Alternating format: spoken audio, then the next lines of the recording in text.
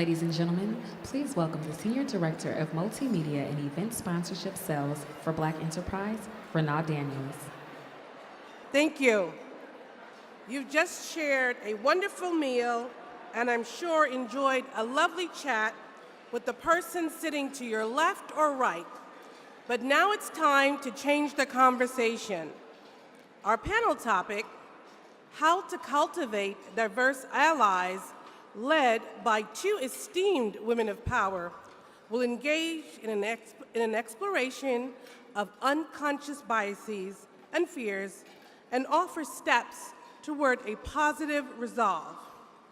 An African proverb states, if you want to go fast, go alone. But if you want to go far, go together. Here together are Carla Harris, the Vice Chairman of Global Wealth Management and Managing Director and Senior Client Advisor for Morgan Stanley, and Shelley Archambault, Board Director of Verizon, Nordstrom, Roper Technologies, and Metric Streams. She was also a former CEO for Metric Stream. Please welcome Carla and Shelley.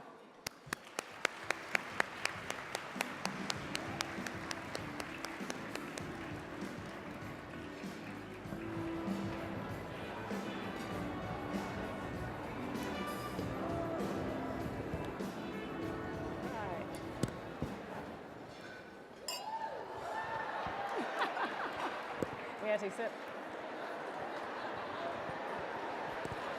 Table's a little far. Well, good afternoon, Women of Power Summit. Hello, Las Vegas. Well, the reason why we have the wine up here is that it's after 5 o'clock on the East Coast. And it's Friday. And after a long, hard week, you look for your girl. That's right. And you have a conversation to review the week over some adult beverages. So today the conversation that Shelley and I are going to have is about allies. Because as you all know, you cannot do it alone. You cannot do it alone if you want to maximize your success. Yet allies is a little bit of a tricky thing for women of color, no matter what industry you happen to be in. So let's set the table. We're going to have this conversation, and we're going to allow 1,000 of our closest friends to listen in, and then we're going to open it up for any questions that you might have. So let's start first with what is an ally? Merriam-Webster says that an ally is to combine or unite a resource for mutual benefit. Another definition says to unite a form of a connection between two people. Now, with that, let's start this conversation about allies. All right. So, Shelley, when did you realize that an ally was important to have? Actually, it was right in the beginning of my career. I actually started out in sales. How many people are in sales out there? Woo! That was actually a trick question. You're all in sales because you are selling yourselves every day. Amen. All right. Oh, girl, we should drink on that. But in sales, even though you have a quota that you're responsible for, and I was with IBM when I started out, I learned very quickly that I was not going to be successful without help from the technical specialists, the product specialists, right, sales management, et cetera. And oh, by the way, those were all shared. So if I wanted them to spend time on my deal, I had to create an environment in which they wanted to spend time with me so I'd get priority. And that's when I learned all about allies. And the way I did it was I just made everybody a hero. I was the loudest spokesperson for why this SE was fantastic or why this product specialist really made it all happen.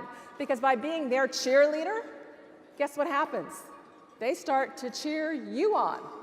And that's what you need. You need other people in the room that are actually talking about you in a positive way.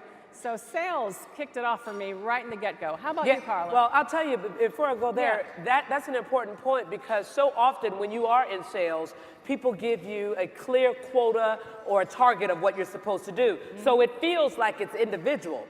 But at the end of the day, you need all these other people in order to be able to get it done. And if they don't have some type of affinity towards you, it's not going to happen. And for me, I figured it out by the time I was a second-year associate. And when I was a first-year associate, that's when I had the aha moment about sponsorship. And you all have heard me talk about sponsorship. But shortly after that, I figured out that I needed also to have allies that were peers.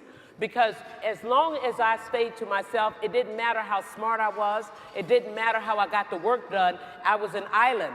So by not being seen as part of the fabric where you were getting along with this person or going to lunch with that person or going out for drinks with that one, then it was interesting. The senior people started to treat you like an island also. And if you're an island, you're not in the information flow. You're not the first person that they think of for a new assignment. You're certainly not in the top third when they're talking about divvying out the money. So it's important that you're part of the fabric.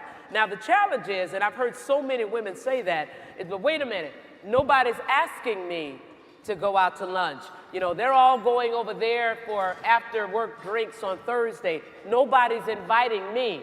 Well, one of the things I figured out, and I'm going to tell you all, if they don't invite you, invite yourself. That's right. Right? They're very open about where they're going, so just show up and make sure, and in fact, buy the first round of drinks, right? Here's the important part, ladies. Ignore the looks, because you're going to get the, you know, or even they're trying to position the body this way, right? And I would make sure if they position the body this way, I'd say, like that suit, buddy, right? And I, right around, and buy the drinks. And you will find, because nobody's ever going to tell you that you can't come.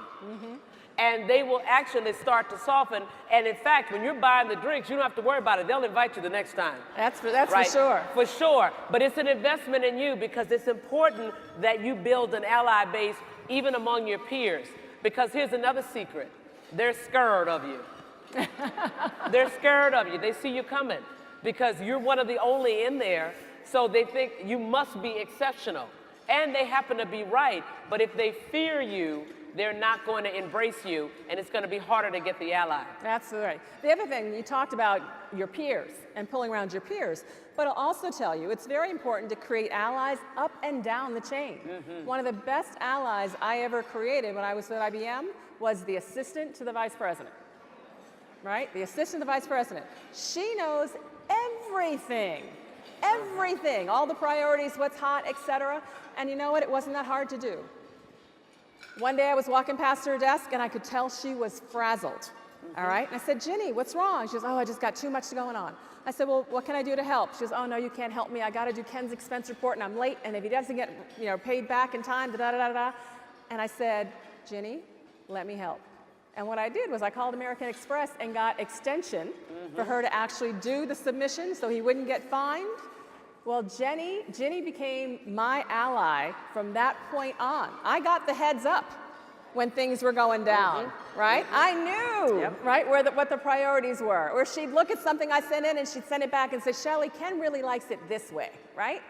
All of that. So what I tell you is, when you try to create allies, the best way to do it is start by helping them. Do something to help them. And everybody needs help. And don't wait to be asked. If you can see it, you're getting ready to leave the office and you see somebody there that's struggling or trying to get something done, you just say, hey, can I do something to help? And it might be as simple as ordering a pizza, right, for the group to get delivered. But help first, and then you'll end up getting help back. Don't just take. Yeah. You couldn't be more right, because it was the assistants who definitely saved me in the early days. And first of all, there weren't a lot of people who looked like me walking around there as an associate or a vice president, yet we had a number of people who looked like me who were assistants. And interestingly enough, my colleagues would just dismiss them easily. But of course, I knew better. I had good home training. I'd be like, hey, Miss So-and-so. That's right. Hey, Miss So-and-so. And can I tell you, they looked out for me. And when I needed to see a senior person, nobody else could get on the calendar. But I'd go by and I said, I really need to see him. They said, he's really jammed today, but you know what? He's got a bathroom break at 10:23. So be in the hallway. And I can't tell you the relationships that I was able to build with senior people because their assistants loved me. right? Absolutely. And frankly, the most powerful people in most of these organizations happen to be the assistants. That's right. But that brings me to another point. Let's talk about what an ally looks like, right? Because so often, especially if you look like us and you go into an organization, you immediately assume that the ally might be another person that looks like you.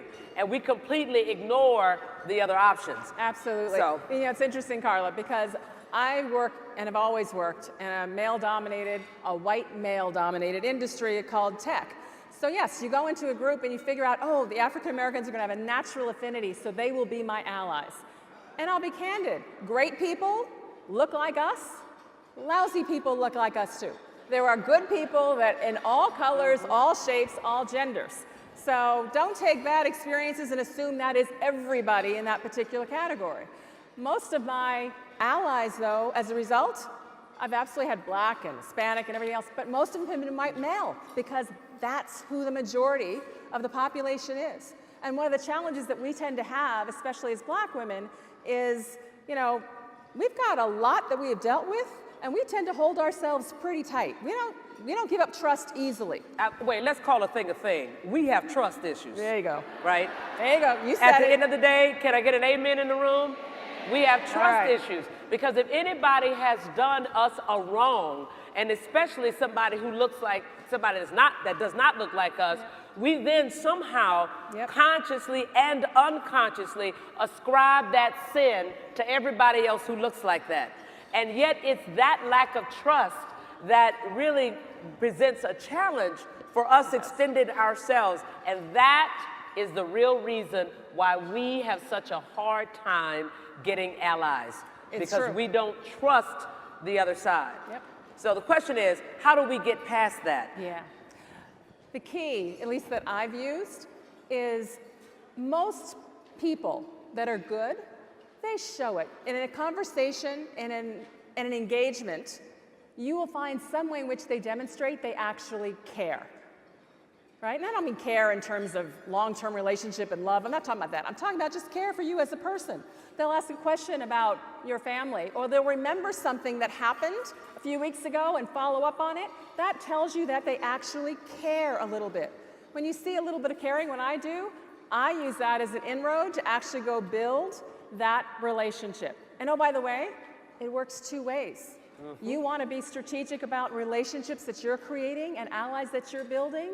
If you demonstrate that you actually care about another individual, it does the same thing. They will feel it, and you'll be able to build that relationship. All right, now I'm going to take this from a different angle. She used the word strategic, and let me go right there. Sometimes it may not be a natural thing, or you're still doubting and trusting, and not trusting whether or not that person really cares. Yes, they ask you about the weekend, they ask you about your kids, but you're like, they just asked me that to ask me that, right? Well, there is also, in my opinion, nothing wrong with saying, you know what, that person needs to be my ally. That person needs to be my ally, and I need to cultivate an ally-type relationship with them. And if you need to do that, I think there's nothing wrong with that. So how do you do that? The way you build any kind of relationship is just frequency of touch. Put yourself in the situation where you're constantly interacting with that person. Now you're the person who is asking the question, hey, how was your weekend? You know, I heard you say you were going to do something with your kids. How did that go? You know, what are you guys thinking about in terms of this school? I mean, ladies, sit back and think about what questions can I ask this person. When someone is uncomfortable with you, and most of the time in our environments, people are uncomfortable with us, they do not know what to say. So don't sit there and say, well, they didn't talk to me, and they didn't say hello to me, right? No. Now you have more power than you had or than you thought you had. You start the conversation. How was the weekend? And when you show that, as Shelley said, that you care, or even that you're interested, forget care for a second, that you're even interested, you have now started to create some currency in that exchange that you can now spend, because that's what you do with currency. You can now spend it to invest in building a relationship. And the more you do that, the more you will build a relationship. And let me add something to what you said about doing something. Many of you have heard me talk about this before. When I'm trying to build a relationship with someone internally or externally, I try to think about 4 things that I can do for them before I ever even make an ask. 4 things. Sometimes it works with 3. Oh, can I get you this article? Oh, you're interested in X? Let me introduce you to this person, because there is currency in connecting people. Oh, you're interested in this? I put one on your desk. I will tell you, you do 3 or 4 things for someone, by the time you make an ask, they will feel compelled to do whatever it is you ask them to do. Because psychologically they're saying, wow, she did this, she did that, she did this, she did that. So try that, and that will help you start to fertilize and develop an ally relationship. Now, let's talk about how you use an ally. Absolutely. So let me give you, I have a bunch of examples, but let me give you one in the boardroom. I joined a board. I was the first female, the only female on the board, only African American, but there was also an Hispanic on the board. So first, it's my first board, so I'm new at this. First set of dynamics, me's going pretty well, but I am noticing the typical thing that happens, which is Shelley says something or makes a point. Conversation continues, someone else makes that same point, and then there's a real discussion. Nobody's experienced that, I am sure. All right, so I'm like, okay, this ain't gonna work. So I actually reached out to, his name happens to be Luis, but the Hispanic board member, because I figured, okay, he's in a similar situation. He may actually have some feelings like I have. And I reached out to him and we had a conversation. And I said, Luis, right, the way I approached it is I said, I really could use your advice, right? Let me explain what's happening, what's going on. What do you think I should do, right? Well, what happened, he gave me some advice, which was fine. But what really happened was in the next board conversation, when I made a point, guess who echoed my point? Luis, right? So yes, you need to have allies in all environments. This isn't something that you do early in your career and then you set it aside because now you've, quote, made it. Trust me, we've never made it. We are always striving. And you will always need allies in everything that you do. Everything. Everything that you do. So take the risk.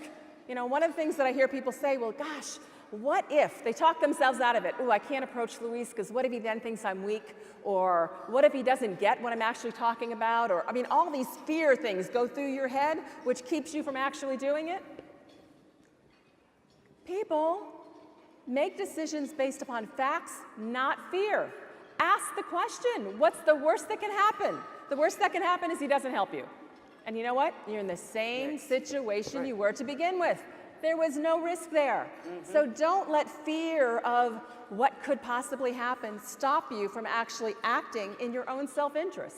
Well, as I like to say, when you ask someone for help and they tell you no, there's only one word, next. Now, as Agreed. I want to underscore something that you said, and that was strategic, that I don't want it to be lost on the audience. You said, Luis, I could use your advice.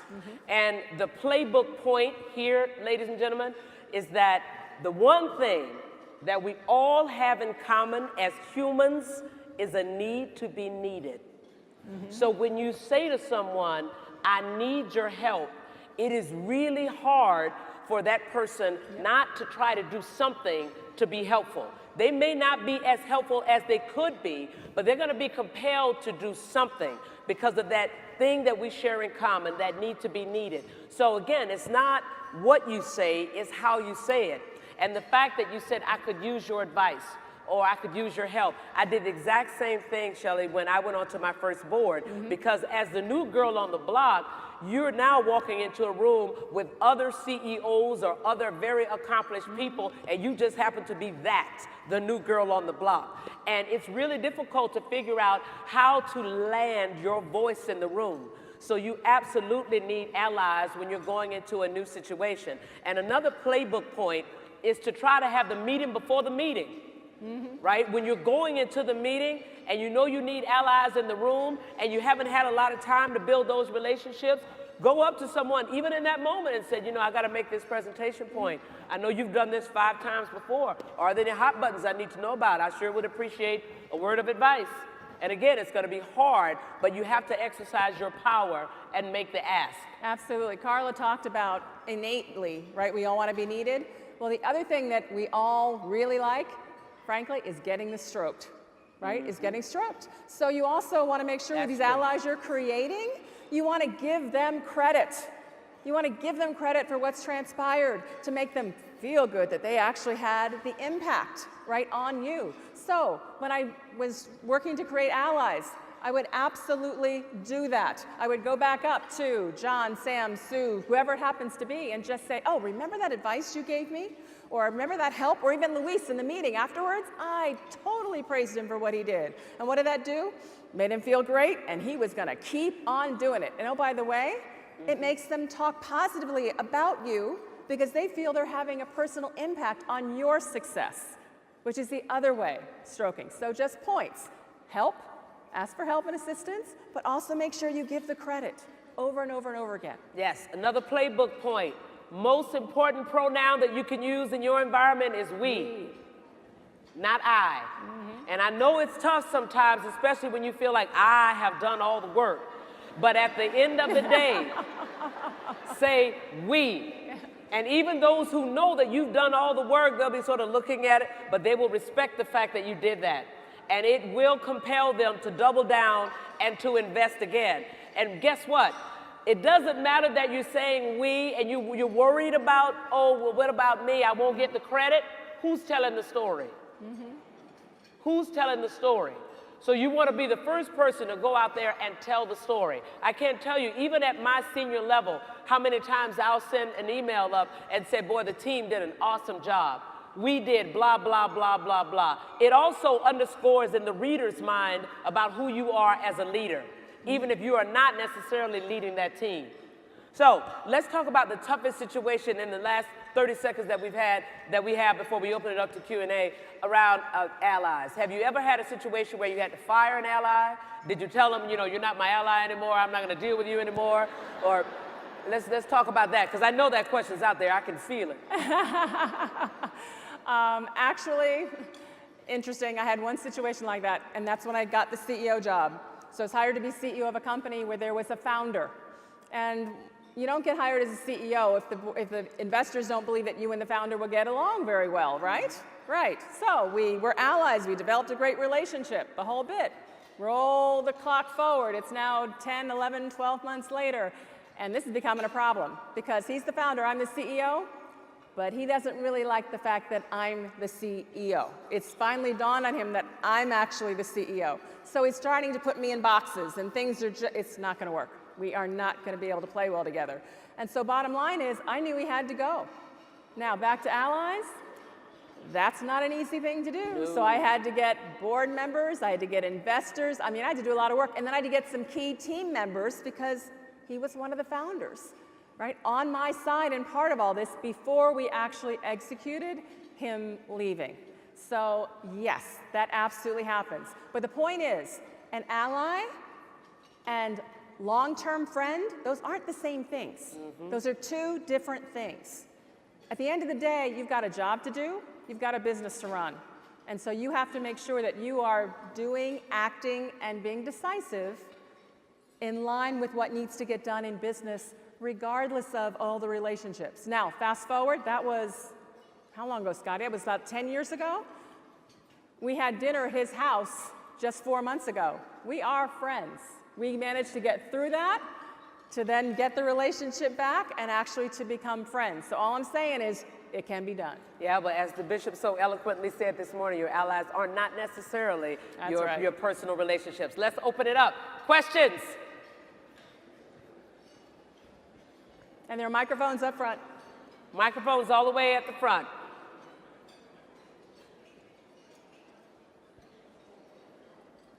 Wow, did we cover everything about allies? Y'all gonna let us off that easily? Yes, I see somebody making their way. Okay. Up, here we go. Hi, thank you so much. I'm Kermitria Burton with Delta Airlines. Fly Delta. I have a question for you. Statistics shows that women are over-mentored and under-sponsored. Can you talk about the difference between mentoring and sponsoring? Absolutely. Let me have that one, girl. Let me have that one. All right. So, in my parlance, as I write about it and expect to win, your mentor is the person that you can tell the good, the bad, and the ugly to. This is the person that you can share the intimate details of your career with, your fears, your concerns, your mistakes, your triumphs. So in my definition, that's the person that needs to know you very well, because a mentor's job is to give you tailored advice. Tailored specifically to you and to your career aspirations. If I know Shelley and I know Caroline and they both want to be executive vice presidents and I'm a good mentor, I'll give them two different strategies because they are two different women. And my job is to give them tailored advice that they can successfully execute. Your mentor does not need to look like you. They do not need to be within your organization, but they must understand your context in order to give you tailored advice that you can successfully execute. Now, the fact of the matter is, you can survive a long time in your career without a mentor, but you will not ascend in any organization without a sponsor. The sponsor is not the person you tell the good, the bad, and the ugly to. The sponsor is the person you tell the good, and the good. Because this is the person that is carrying your paper into the room.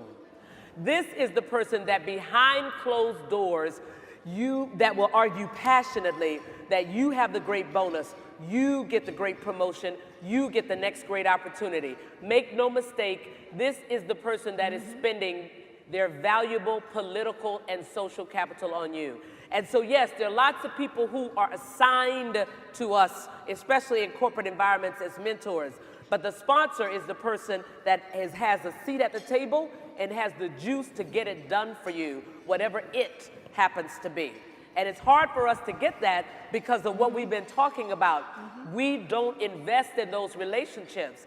And it's rare that somebody just looks at you as a woman and as a woman of color and say, I want to make sure you're successful in this environment, right? But it happens naturally for white men just because there are more of them in that environment.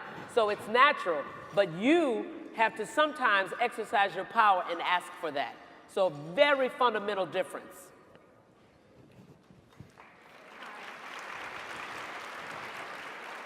A little bit of a question, a little bit of a comment. So when you, in one of your examples, you said whether it's John, Sue, or Sally, or whatever, those names lend themselves to Caucasian, and I'm wondering how we change that language and use names that sound more ethnic so that we're looking for peers and allies among our own group rather than...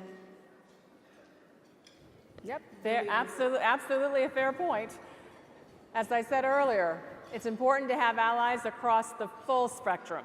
So, absolutely fair point. Hi, Rose. Hi, Shelley. How are Oh, there you are. Good to see you, Rose. you? Good to see you both. Hey, so Rose Kirk Horizon. So I just came up just to give Shelley a shout out in this conversation because she sits on the board of Verizon and she is looking out not only in terms of making sure that Verizon is financially sound, but she's asking the right question about where are the black people when it comes to her work on the board. So I just wanted to come up and say thank you for looking out. Thank you. Tanya Quarles, I'm from Dell Technologies. So I definitely can identify with you being in a usually predominantly white scenario, especially in the technology world, and so I admire your position today. My question is, I had an ally, or have an ally, who became a sponsor and a mentor for me within the company. She was really, has flourished, and she's an African-American black woman. I can say black now, I learned that today. But with that stated, she's now my manager, my boss, and I want to know how can I continue to, as you know, as a mentor, you were vulnerable to that person at one point, right? So how can you continue to work hard and still flourish in that person's eyes when you actually work for that person directly now? My advice on that one is, first of all, that's great. And it's wonderful that you have someone who looks like you who's been that for you. Now that you work for her, though, I would not treat her like the mentor. Right. You do not want to be taking everything to her. You need to find others to use in that place. Careers, relationships, and roles ebb and flow all through the path. That doesn't mean that when you move on to the next thing that she can't be your mentor again. But for right now, She's your boss. She's the one who's going to determine where you go from here. She can be your sponsor, but she should not be your mentor. Yeah, I could not agree more. Change your conversation with her. So you don't have to say, oh, no, you're not my mentor anymore. Don't say that. Just change. Just don't raise it, right. Change the nature of the conversation. Find yourself talking to her about things that show that you have vision, that you're really excited about this job, that you're thinking about the next thing, that you're thinking through, that you have her covered, that you're a safe pair of hands. So change the nature of the conversation and change how you show up every day in terms of the things that you are interested in. When you have a person that can be your mentor and your sponsor, you want to divorce the two as fast as you can, because a sponsor is so difficult to find. If you have a good one, treat them like the sponsor. Don't worry about that mentor piece. You'll get a different mentor, okay? Hi, my name is Charlotte Dorsey, and I am President and CEO of People Development and Training. I own my own company. All right. So, yes. So I have a question about, first of all, I love this conversation around allies, but I come from a holistic perspective. And I want to, what you all have been telling us is a lot about what is it other people can do and how we need to reach out to them. Can you talk more about who is it that we need to be in order to create a space so that someone can mentor and be an ally to us? What do we need to let go of? What do we need to hold on to? What type of boundaries is it that we need to have for ourselves to create that space to get an ally or to have an ally? Absolutely. Well, I'll start on this one. Especially if you have your own business, you absolutely need allies, even more than those of us who are in corporate environments, because you need other people to sell for you. You need other people to introduce you to capital sources, let alone a pipeline of potential customers. So the way that you can do that is very much like what Shelley said earlier, is to extend yourself, listen to people, engage with them, show yourself as somebody who's very interested in building a relationship with them. And the most important things you can do is to demonstrate that you're listening to people when you're trying to engage with them, right? Because everybody values being heard. So when you say, I heard you, let me repeat what I think you said. Again, you're creating that currency again. But build the relationships. Show yourself as someone who also listens. Nobody wants to talk to somebody or give you help or give you advice to somebody who doesn't listen. And you immediately show that you don't listen to other people when you interrupt them and they're trying to tell you something. Absolutely. One other thing I'll add is when I became CEO for the first time, and it's tough because investors, you're either working for people or they're working for you. So where are these allies? So I actually created a group. I found other women who were also building businesses and running businesses, and we actually got together periodically, but that became our set of allies. And as a result, our own personal networks became extended networks and allies for our group, because I could put oh, you need a finance person? Hey, I got a person who does debt for small businesses. Let me introduce you, right? We could do that across. So I encourage you to build out that overall network. Excellent, thank you. Yes, ma'am, I think we have time for these last two. Hi, my name is Janine Brown, and I'm a director with Talking Talent, and we develop corporate leadership programs for women and people of color. So first, Shelley and Carla, I want to thank you both for being here in this conversation, all this great information. One of the things that I've recognized in working with women, there's two big things that I'd like for you to address. Is the confidence factor when it comes to relationship building, and it's I don't have time to build relationships, and sometimes not recognizing that where you're trying to go, your core competencies around skills is not what's valued in the organization. It doesn't align with what they're looking for upward mobility and leadership. And so how do women who maybe lean more toward the introverted side, they don't have these big, robust personalities, and they think they have to have that to build relationships and to meet people and create allies, to do the small talk. I've literally had people say, I hate small talk. I don't want a small talk. But then you sit in silence and then you're not recognized. So what would you say to women who are in this room who are like, I hear what you're saying, but I'm not big on introducing myself. I don't talk. I don't want to talk to anyone. You want to start? Sure, I'll start with that. If you don't want to talk to anyone, that's a challenge. So I don't believe that's the case. But what I will tell you is it's not a matter of being how many hands can you shake and how many people can you talk to. It's about being strategic on what you do. So if you don't get your energy from interacting and mingling with a lot of people, then just create a small group. I gave the example when I became CEO, putting together a small group of other female CEOs that we could create a relationship with. do that. Just find a few people that can be on your personal board of directors, if you will, right? That become your overall allies. And by the way, creating relationships, we said earlier, it's not just what you say to people, it's what you do. So you don't have to have the conversation. I can see somebody's working on something and think, you know what, I've got a data set that might help them. Send it to them. Send an email.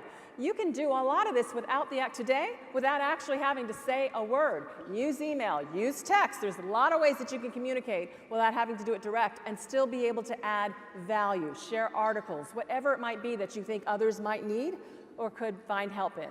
And if you're an introvert, I tell people to practice. I know that it may not be comfortable, but the more you practice, the more you'll get used to it, and it won't feel so difficult when you have to do it. So I tell people, pick 3 people in a week and just say, I'm gonna make sure, my goal this week is that I'm gonna say something to someone. And make one of those people somebody that you really can't stand, somebody that you really run the other way from. Right? Because you're gonna feel extra good that you did that. And when you see them coming down the hall, you say to yourself, hey, practice. Hey, right? And just tell yourself, I'm just gonna say hello, right? And that will be your check. And the next time, the next week you say, I'm not only gonna say hello to 3 people this week, I'm actually gonna try to have a conversation of 3 sentences. I'm gonna say hello, I'm gonna say it's cold outside, and I'm gonna say what department you work in. But really be that methodical and strategic, because this is a room full of people who have accomplished things. So you're used to checking things off the list. If you're an introvert, put it on the list of your to-dos, and it will get done. Just practice, and I promise you that if you do that for a couple of months, it'll be so easy when you actually have to do it, and it's going to matter. Just practice. Thank you. I'm going to use that, Carla. All right. You tell them, put it on the list, talk to somebody you don't really like, and then run and go. That's right. That's exactly right. Say, hey, practice. Yeah. Last question.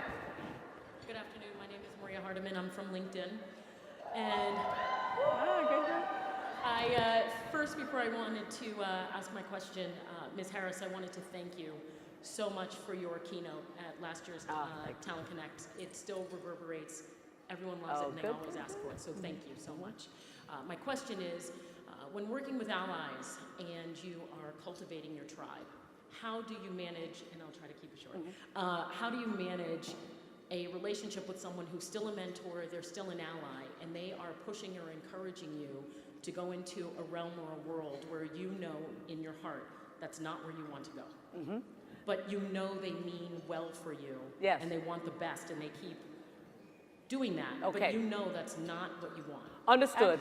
Yeah, I'm sorry. Go ahead. No, I was going to say, actually, what I would tell you, remember Carla talked about getting tailored advice?